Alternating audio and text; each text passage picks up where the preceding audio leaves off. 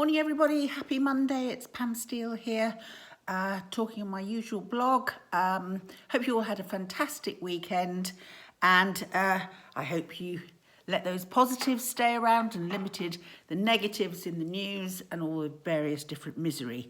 So I can't believe we're on blog 20 now, so what I'll do is tomorrow I'll review the last 10 blogs, and if you maybe take a pad and paper or whatever, a pen, then if you want to note down anything. And it would be lovely also if you could share as much as possible these blogs so they reach a wider audience. So strangely enough, this morning I read on the online news that there'd been a survey done by King's College about three categories of quarantiners.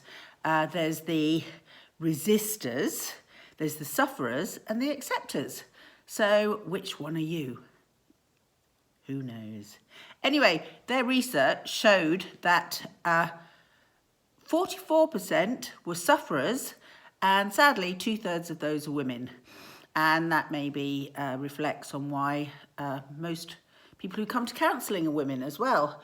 Then there's the, maybe they, I don't know, maybe they let in more of the negatives than the positives, although that is not, absolutely not a generality, it's just my own thoughts.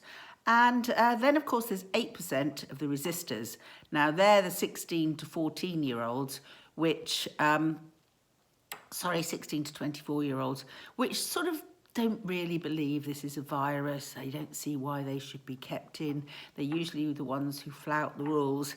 And I think for those people, it's really up to us to try and show them and persuade them that this is a real crisis.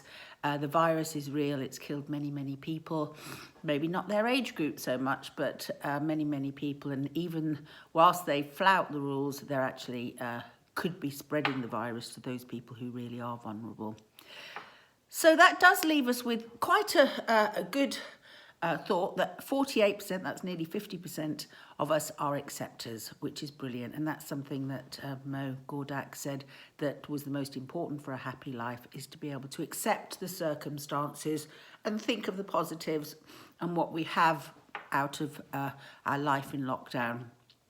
So this survey suggests that 55 to 75-year-olds are most likely to adjust to a new way of life. I guess we probably spent most of our lives adjusting, and therefore that group, which includes me, may have already had to accept lots of different circumstances, and maybe they've also slowed down a little bit. So that group, 55 to 75-year-olds, are unlikely to feel more anxious or depressed than usual. So that is a really interesting, I think, a really interesting thought from what we were saying in the last few days, at the end of last week, and you know, I hope that in those circumstances we can try and persuade the sufferers and the resistors that the acceptors will generally have a more happy life. So as I said, this week I'll be reviewing, but also I'll be going on to finish off the building physical resilience. So I'm going to end it there. As I said, maybe we can all get together to share as many blogs as possible. If there's a particular one you liked when we do the review, maybe you could share them around. And if you want any more information, of course, there's my website, crisisadvice.co.uk. So I better stop there because I've got a delivery coming for some food. Thank goodness I managed to completely and amazingly suddenly get a next day delivery from Tesco's. So there's someone there on my side, having been trying for weeks to get a delivery.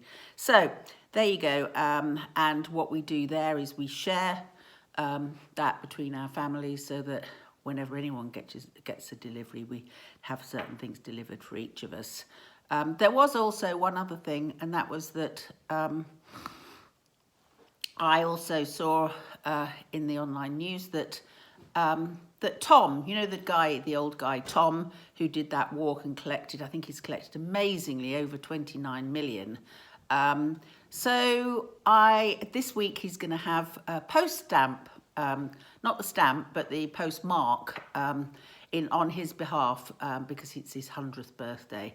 And it got me thinking about my dad and how he would have done. He did the 5K for Alzheimer's a couple of years ago, and he would have been there walking, but unfortunately his body's letting him down.